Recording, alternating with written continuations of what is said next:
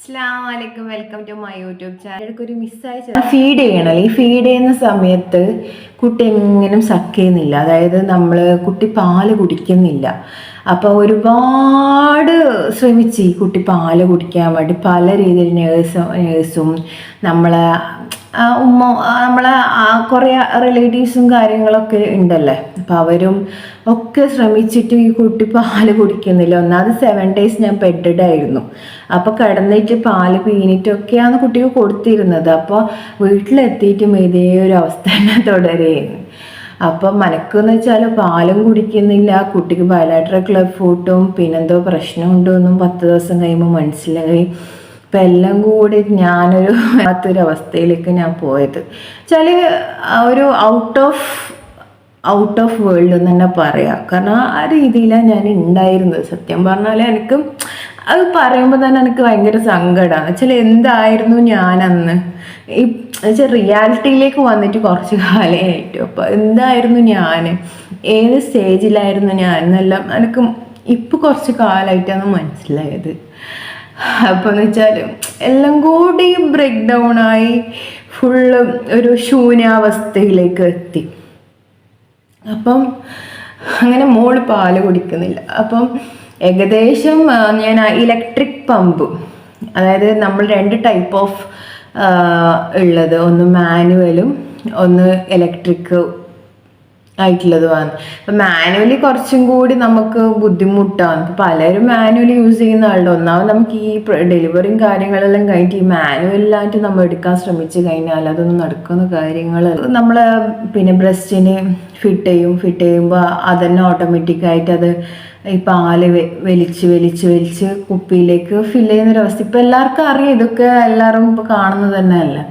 അപ്പോൾ എന്നാൽ പോലും എനിക്ക് ആ ഒരു ടൈം ആ പാലെടുക്കുമ്പോൾ ഒരു വല്ലാത്ത പ്രശ്നം എന്ന് വെച്ചാൽ കുട്ടി സക്ക് ചെയ്തിട്ട് പാല് വരുന്നത് പോലെ ഒരിക്കലും നമുക്ക് ഈ ഇലക്ട്രിക് പമ്പിൽ വരില്ല. എന്ന് വെച്ചാൽ നമ്മളെ ശരിക്കും തന്നെ ഒരു സയൻസായിട്ട് ബന്ധപ്പെട്ട് ഞാൻ പറയുമെങ്കിൽ ഈ കുട്ടി പിന്നെ വായിൽ നമ്മളെ ഈ നിപ്പിൾ വെച്ചിട്ട് ഈ വലിച്ചു കുടിക്കുമ്പോൾ ആടിനും റിയാക്ഷനും നടക്കുന്നുണ്ട്. അപ്പം ആ ഒരു ഹോർമോണൽ ചേഞ്ച് കാരണം പാലിൻ്റെ ഫ്ലോ കൂടും.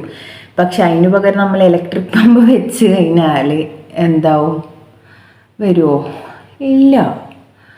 അപ്പം അതുകൊണ്ടാണ് ഞാൻ പറയുന്നത്, അങ്ങനെ എന്താക്കിയൊരു ഇതന്നെ ഒരു 38 ദിവസമായിട്ടും ഒരു ഭാഗത്ത് നിന്ന് എൻ്റെ മൈൻഡ് ഫുൾ ഔട്ട് ഓഫ് കൺട്രോളായി വരുന്നു. ഔട്ട് ഓഫ് കൺട്രോൾ എന്ന് വെച്ചാൽ ഇങ്ങനെയൊരു ഉമ്മ ഉണ്ട് ആ കുഞ്ഞിക്ക്, അല്ലാതെ എനിക്ക് ഒന്നും ചെയ്യാൻ പറ്റുന്നില്ല. എന്ന് വെച്ചാൽ എനിക്ക് പിന്നെ എല്ലാവരും വേണ്ടാന്നൊന്നുമല്ല, ഞാൻ വല്ലാത്തൊരവസ്ഥയിലേക്ക് ഞാൻ പോയി.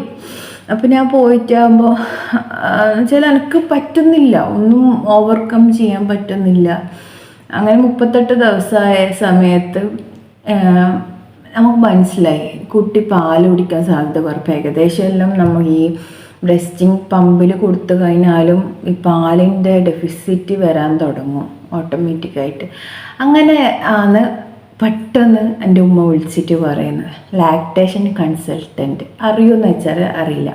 വെച്ചാൽ നമ്മളെ ഈ തെക്കൻ കേരളത്തിലെല്ലാം ഉണ്ടാവുമായിരിക്കും, മാംഗ്ലൂർ ഭാഗത്ത്. നമ്മളീ നാട്ടിൽ ലാക്ടേഷൻ കൺസൾട്ടൻറ്റ് ആരാന്ന് ചോദിച്ചാൽ ചിലപ്പം അറിയണമെന്നില്ല. നിങ്ങൾക്കിപ്പോൾ വീഡിയോ കാണുന്ന എത്ര പേർക്ക് അറിയുമെന്ന് പിന്നെ കമൻറ്റ് ചെയ്യുക. കാരണം ചുരുക്കം ചില ആൾക്കാർക്ക് മാത്രമേ അറിയൂ. പിന്നെ ഫോറിൻ കൺട്രീസ് GCC കൺട്രീസിലെല്ലാം ജീവിക്കുന്ന ആൾക്കാർക്ക് ഇതിനെക്കുറിച്ചിട്ടുള്ള നോളജ്. നമ്മൾ ഈ സാധാരണ വില്ലേജ് ഏരിയയിൽ നിന്നില്ല എന്ന് വെച്ചാൽ നമുക്ക് വിദ്യാഭ്യാസം ഇല്ല എന്നല്ല, എന്നാലും എല്ലാ കാര്യങ്ങളും നമുക്കിപ്പോൾ അറിയണമെന്നില്ല. അപ്പോൾ ലാക്ടേഷൻ കൺസൾട്ടൻറ്റിനെ അപ്രോച്ച് ചെയ്ത് അങ്ങനെ മംഗലാപുരമാണ് ലാക്ടേഷൻ കൺസൾട്ടേഷൻ ഞാൻ ചെയ്തത്. ഒന്നുമില്ല, ഇറ്റ്സ് എ മിറാക്കിൾ. ഞാൻ വിചാരിച്ചു എൻ്റെ കുട്ടി പാല് കുടിക്കൂല, അങ്ങനെ ഒന്നുമില്ല. ഒരു ഫീഡിങ് പൊസിഷൻ, ഈ ഫീഡിങ് പൊസിഷൻ മാറ്റി വേറെ രീതിയിലേക്ക് ഫീഡിങ്ങിൻ്റെ ആ ഒരു ഇത് കാണിച്ചു തന്ന് അപ്പാട് കുട്ടി പാല് കുടിച്ചു. എനിക്ക് അത്ഭുതമായി. 40 ദിവസം കഴിയുമ്പോൾ എൻ്റെ മോൾ പാൽ ആദ്യമായിട്ട് വലിച്ചു കുടിക്കുന്നു.